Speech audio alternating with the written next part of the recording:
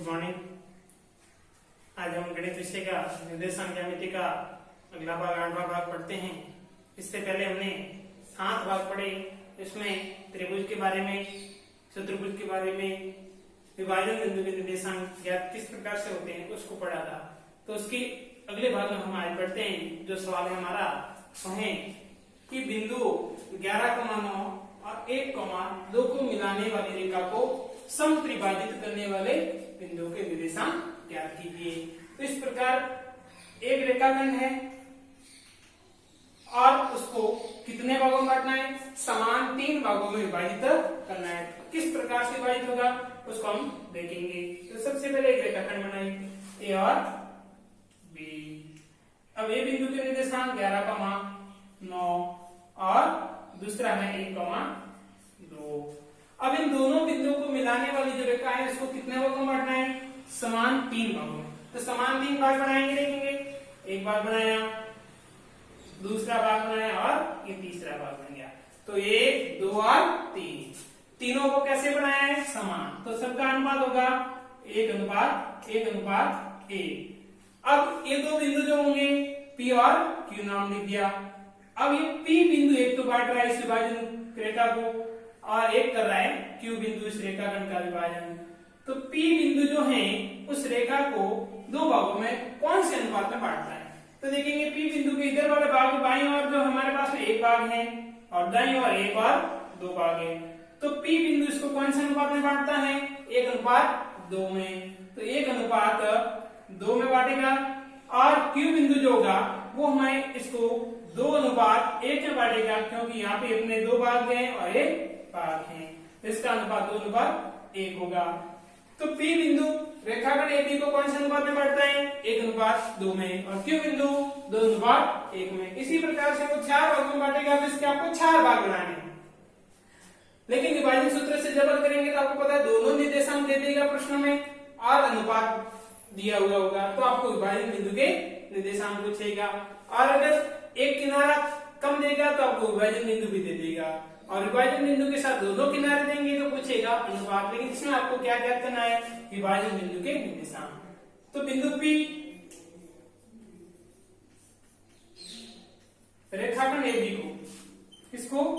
रेखाखंड AB को कौन से अनुपात में? 1:2 में विभाजित करता है।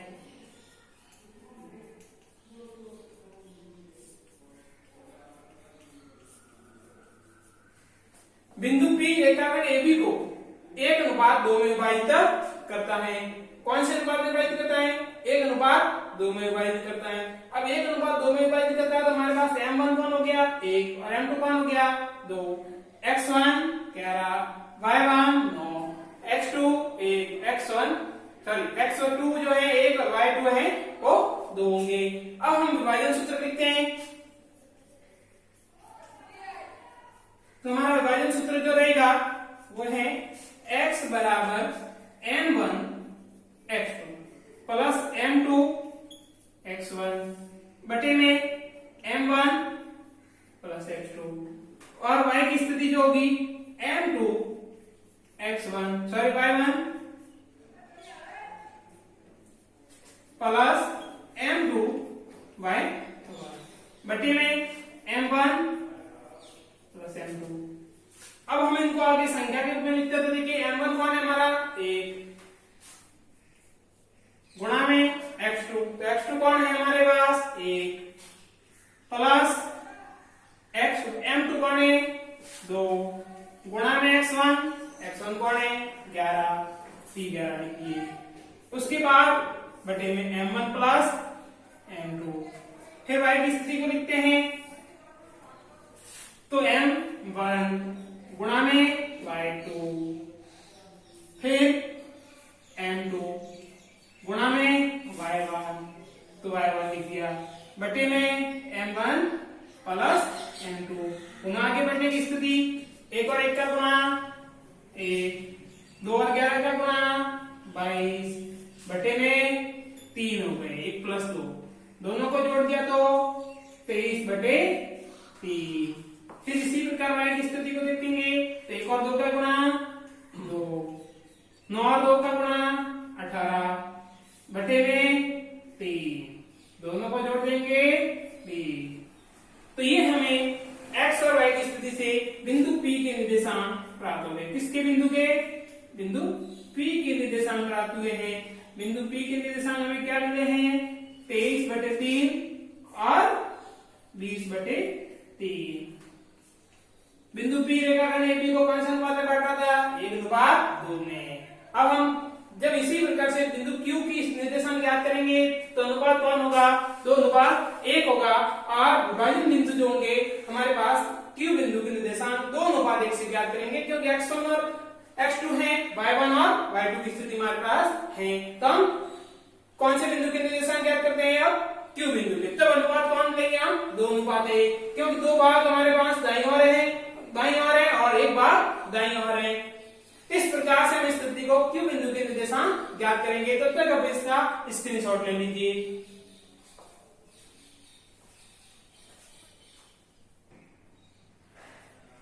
अब हम बिंदु Q के निर्देशांक ज्ञात करते हैं। तो बिंदु Q के निर्देशांक के लिए हम कौन सा बिंदु लेंगे?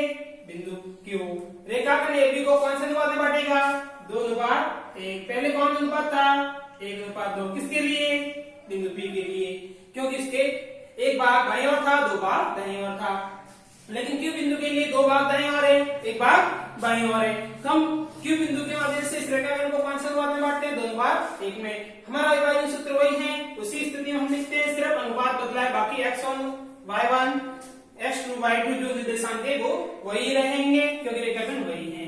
तो अनुपात पहले m1 हो गया 2 और x2 हमारा 1 प्लस m2 गुणा में x बटे में m1 प्लस m2। फिर y की स्थिति में 2 गुणा y1 जो अपने पास में था वो अपने y2 की स्थिति जो अपने पास 2 है प्लस 1 गुणा में y1 कौन है? 9 बटे में 2 प्लस 1। अब हम इनकी गुणा की क्रिया में आगे बढ़ते हैं। तो 2 और 1 का गुणा 2 हो गया, 1 और 11 का गुणा 11 बटे में 3, दोनों को जोड़ दिया तो 13 बटे 3। फिर इसी प्रकार से 2 और 2 का गुणा 4, 1 और 9 का गुणा 9 बटे में 3। कितने हो गए? 13 बटे 3। किस बिंदु के निर्देशांक प्राप्त हो गए? बिंदु Q के निर्देशांक।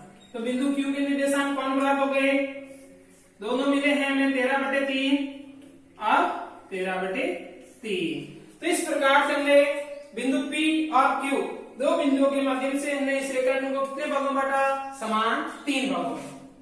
तो आपके ये जो सवाल है मध्य बिंदु से पहले सीधा तरीके से नहीं होगा। क्यों नहीं होगा? क्योंकि देखेंगे मध्य बिंदु से करेंगे तो दोनों साइड की स्थिति समान होनी चाहिए। लेकिन जब P बिंदु को देखा तो एक भाग था और दो भाग थे, मध्य बिंदु नहीं हो सकता था। Q बिंदु को देखा तो 2 भाग इधर थे, एक भाग इधर था, मध्य बिंदु नहीं। लेकिन तो हमने अनुपात से ज्ञात किया तो तीनों का समान अनुपात की स्थिति थी। तो P बिंदु को जब लिया तो 1:2 मिला और Q बिंदु को लिया तो 2:1। पहले हम P बिंदु को विभाजन सूत्र से लेके करेंगे, लेकिन उसके बाद Q बिंदु को मध्य बिंदु से भी हम कर सकते हैं। कैसे कर सकते हैं? क्योंकि दोनों का अनुपात समान है। तो P बिंदु के जो निर्देशांक आए थे वह और B बिंदु के निर्देशांक लेकर के हम Q को ज्ञात कर सकेंगे, क्योंकि P और B का मध्य बिंदु कौन है? Q है। इसी प्रकार से प्रश्न में आपको समान 4 भागों में बांटने का कह सकता है, समान 5 भागों में बांटने को कह सकता है। तो मैंने एक रेखा ली, इसके मैंने को 1 भाग किया, 2 भाग किया, 3 और 4। अब देखेंगे अगर अनुपात से देखेंगे तो इस बिंदु के अनुपात कौन होगा? पहले P बिंदु के अनुपात क्या होंगे बताएंगे? तो 1 अनुपात इधर होगा और यहाँ पे 1, 2 और 3 अनुपात होंगे। फिर इसी प्रकार Q बिंदु की स्थिति लेंगे तो यहाँ पे 2 भाग हैं और यहाँ पे भी 2 भाग हैं। फिर आगे R बिंदु को लेंगे, 3 इधर रह गए, 1 इधर रह गए। अब देखेंगे आप सबसे पहले ये अनुपात से 3 बार करना पड़ेगा। पहले P के लिए 1:3 से, Q के लिए 2:2 से और R के लिए 3:1 से। विभाजन सूत्र वही रहेगा, कितने भागों में बांटने के बाद? समान 4। लेकिन यही सवाल मध्य बिंदु से भी हो सकता है। क्यों हो सकता है? देखो Q बिंदु मध्य बिंदु है किसका? ए बी का, क्योंकि दोनों साइड दो दो स्थिति है। तो सबसे पहले मध्य बिंदु से क्यू को ज्ञात कर सकते हैं। उसके बाद में जब क्यू आ जाएगा तो क्यू और ए बी का मध्य बिंदु, ए का मध्य बिंदु किसका कौन होगा, पी, क्योंकि दोनों का 1:1 हो जाएगा, तो हम पी को ज्ञात कर सकते हैं। फिर हम आर को ज्ञात कर सकते हैं, क्यू और बी का मध्य बिंदु। तो इस प्रकार से किसी भी रेखाखंड को अनुपात के माध्यम से हम विभाजन करके उसके निर्देशांक ज्ञात कर सकते हैं। इसके बाद में हम अगले जो पढ़ेंगे तो वो है एक रेखा के द्वारा किस प्रकार से रेखाखंड का विभाजन किया जाता है और उस रेखा के निर्देशांक कैसे हल किए जाते हैं, उसको हम अगले वीडियो में पढ़ेंगे। तो ये हमारी आज की क्लास थी जिसके माध्यम से विभाजन करने के सवाल को कर सकेंगे।